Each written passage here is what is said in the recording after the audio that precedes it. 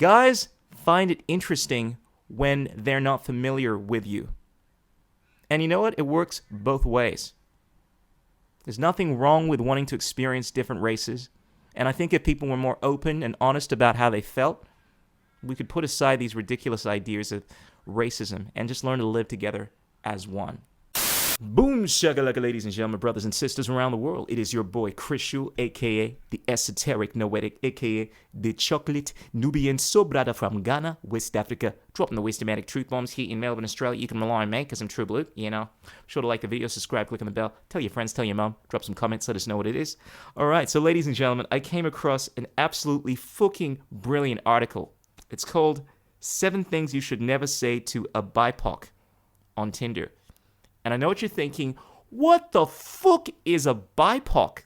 Apparently it is a new acronym that's been popularized ever since the George Floyd incident.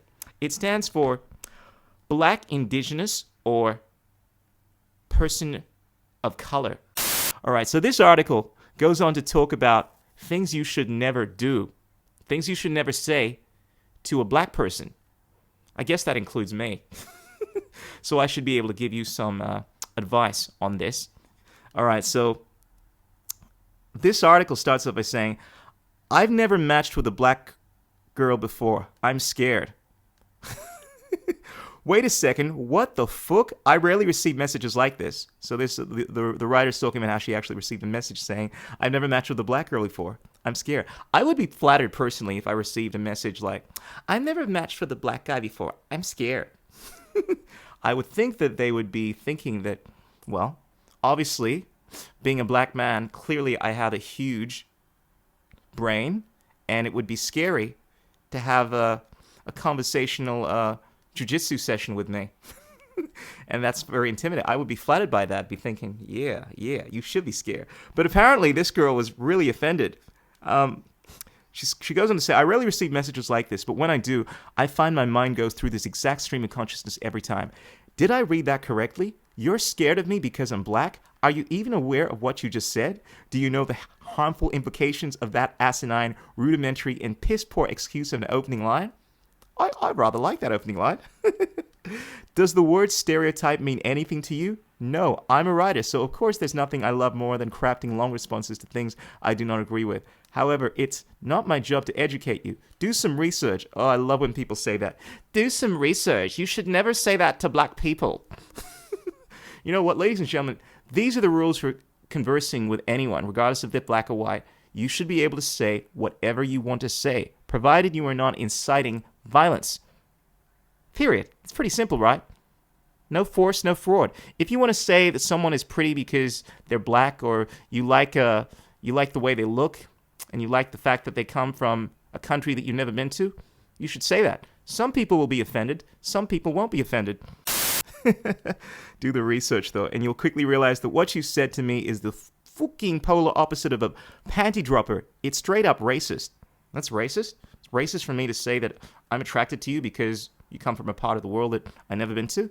It's interesting what passes for racism in the 21st century. You know, there was a time when racism used to specifically mean prejudice towards someone based off of their race, a feeling of superiority. Like you feel that you are actually better than someone based off of their race, the color of their skin, you know? But now, apparently, just being intimidated by someone, simply generalizing about someone's race, that makes you a racist. That's not racism, ladies and gentlemen.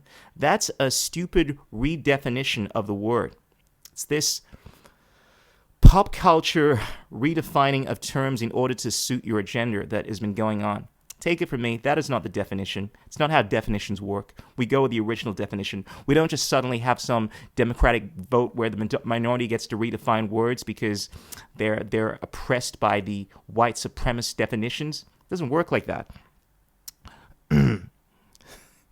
All right. If the above scenario applies to you, I know what you're probably thinking right now. Racist. You. No way. You have black friends. You took pictures with some African kids while on a mission trip to Uganda. I love that defense. I'm not racist. I have black friends. I tell all my friends anytime that they get called racist, all my non-African or people from the the BIPOC people, I guess. Anytime they get called racist, I tell them just to use my photo and just say, that guy is my friend. I know him. That gives you an immunity. Trust me. Ladies and gentlemen, if you ever get called a racist, all you got to do is say, you watch my videos. You can't be racist. I love that defense. You listen to rap. That's another defense I love. How could you be racist? Well, you don't have to wear the Confederate flag to be. Seems like the basic ideas of freedom, individuality, which were considered to be great, by the way, a few generations ago, back in the 50s and 60s, most of the world, the youth, the people, regardless of whether they were black or white, had this an acceptance of individual rights, an understanding of common law. But now we've morphed into this identity politics environment where, we don't care about actual right and wrong. We don't care about human rights anymore. We care about this new human rights 2.0 where we judge people based off of the color of their skin, and we say that that's human rights. We now justify violation of rights and say that it's for people's safety, and it's to bring about equality of outcome. That's the new worldview that we seem to have. And people so erroneously want to call that being a good person. They want to say that, if you support ideas like that, if you are someone that believes in individual liberty, then you must be a racist. I reject that nonsense, ladies and gentlemen. But don't you fret. I know I told you earlier that I'm not an educator. However, I'm willing to make an exception just this once. While you may not think you're being racist, this writer says, a lot of you all dole out microaggressions like it's your 9 to 5, and although they come in many forms, there are some common ones that you should avoid at all costs. So she's got a whole section of things that you should not do. You should not do if you don't want to be considered as a racist. Number 1. Never say you're hot for a black person. Personally, I don't have a problem with that. I realize that a lot of people are offended by that. I've spoken to many black women that say that. They hate when white people fetishize them. And I'm like, but I fetishize you. No, it's different. You're not fetishizing me. Here I am. I think you're hot. I like your big black ass. No, it's because you're black. No, I fetishize everyone. But apparently, it's wrong to fetishize someone if you were white, if you're fetishizing someone that is black. And apparently, you should never refer to them as a hot black person. Or any other non-white, or any other non-white race for that matter. This isn't a compliment. It's insulting as fuck. Subjective. You see, this is all subjective. Someone says that that's insulting. I say that that's very endearing. You give me a massive when you say something like that to me.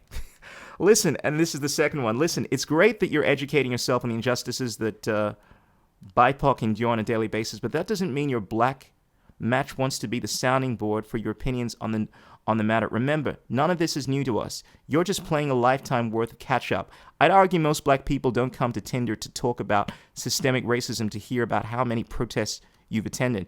In fact, a lot of us are here to escape it. So please take a step down off your soapbox and spare us the history lesson. We haven't just heard it, we've lived it. Okay. Now, point number 3. Do not tell a BIPOC that they look like any random ass celebrity of the same race. I personally like that. When someone tells me that I look like Tupac, I'm like, oh, you think I'm pretty, you think I'm talented, you think I'm a hip-hop artist. I try to act more gangster when they say that. Yeah, man, what's up? Yeah, I know I look like Tupac. You should hear me freestyle, yeah. Man, why do I care? Why do I care who you think I look like? I look at what people are trying to say when they say things like that, where it's coming from. Typically, people are trying to flatter me. More often than not, when a girl pays you a compliment like that, she is clutching to find something to compliment you because she likes you, because she finds you attractive. It's difficult, you know. A lot of guys don't give girls much to work with. And if you're a black guy, the biggest thing that stands out is, besides having a big black ass, you're black. So I got to say something about you're black. Oh, you remind me of someone that is also black. And I get it. It's like you want to talk to me rather than saying, hello, how you doing? You'd much rather say, hey, you remind me of someone. I do the same thing. I approach girls and I say, you look familiar. Are you related to Angelina Jolie? Doesn't mean I'm racist or I can't I can't make the distinction between Angelina Jolie or an Angelina Jolie relative. I'm just trying to think of something to say to get your attention. But of course, everyone needs to get offended, in this BIPOC world. Everything is potentially offensive. So she goes on to say, how would you like it if I told you that you bear strong resemblance to Rainn Wilson, solely based on your complexion and hair color? Surely Dwight was your favorite character in The Office. But that doesn't mean you want to look like him, does it? Same. No, I don't really care who you think I look like. Your perception of me doesn't become my reality. I care more about where it's coming from. More often than not, when people say things like that, like you look like someone, there's nothing to it. They're just, more often than not, just trying to start a conversation with you. It's a no-brainer. Another one, number 4. You've never been with an Asian, Latin, or black person before. That's something you say. Apparently that's a no-no. Cool, but why are you telling us this? Us. I hate how people want to generalize and say that they speak for all the black people. You don't speak for me, sweetheart. I couldn't care less about someone saying something like that. We are people, not some distant land that you've yet to discover. This statement gives me major Christopher Columbus vibes, and we all know how well his legacy aged. Number 5. On the flip side, do not ask, have you ever been with a white person before? That is kind of weird, I not that I'm offended when people ask me that kind of stuff, like, have you ever been a white person before? But just the assumption that I only date black people. And I guess the awareness that some people have is that black people date only black people. But look, this isn't like the 1950s or 60s in South Africa or United States. Like, black people date outside of their race. I typically pretty much date exclusively people that don't look like me. So yeah, that means typically white people with long hair and not so big lips. But I realize that sometimes they truly don't have the awareness. I mean, all it is ignorance, Rather than punishing ignorance with, oh my God, you're a racist, I hate you, cancel culture. How about, just making them aware of the irrationality of their mindset. But instead, people have to get frustrated and call racism. That seems to be the new culture. This question feels like you're asking if I've ever eaten escargot or been to fucking Iceland. As if you're some sort of niche experience that I could only be so privileged to encounter. You're not. You're a person. Relax. Your opinion, girl. This is the writer I'm referring to. Not mine. If you mention, here's another one, number 6. If you mention that you're only looking for a certain race in your bio, I'm going to be real with you. That's weird. So weird. I guess it is kind of weird. But I tend to do that sometimes. Not race per se, but I typically say, I love Europeans. I'm a xenophile. I love people from, it's not just Europeans, I love people from places that I'm not familiar with. Guys or girls. It's not a sexual thing. It's just interesting listening to people from different parts of the world, the way that their mind functions. I'm one of these people that wants to sit down with people and understand how their mind works. That's why I love women. They're so different to me.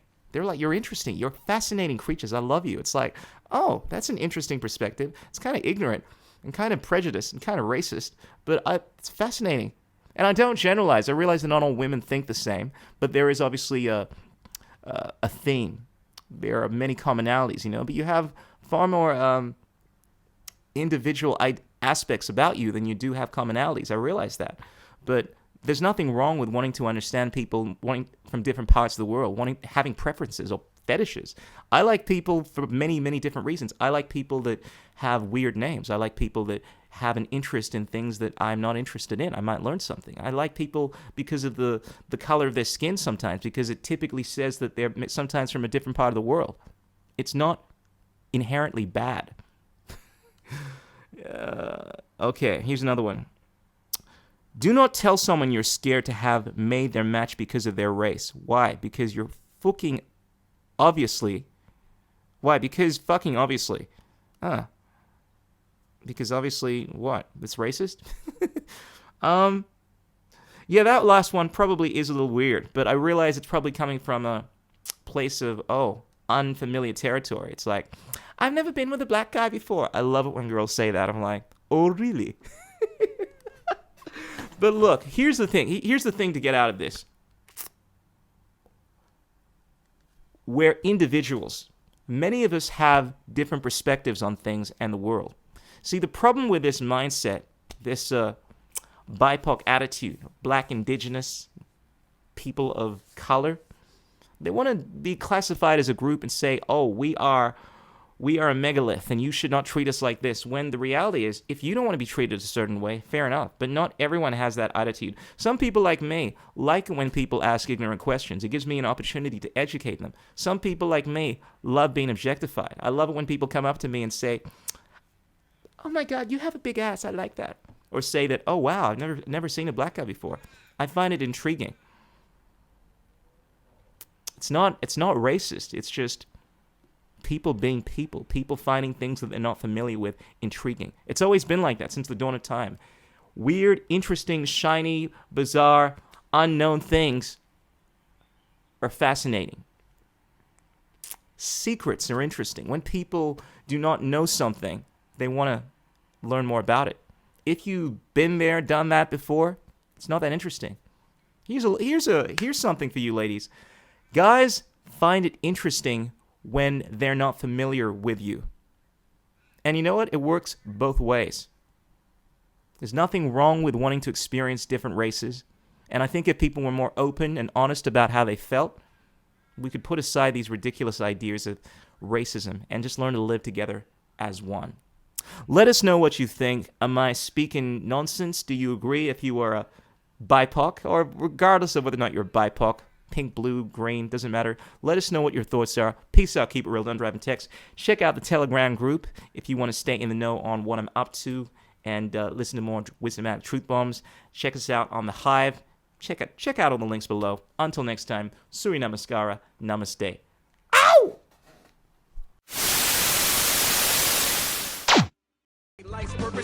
What is liberty? What the?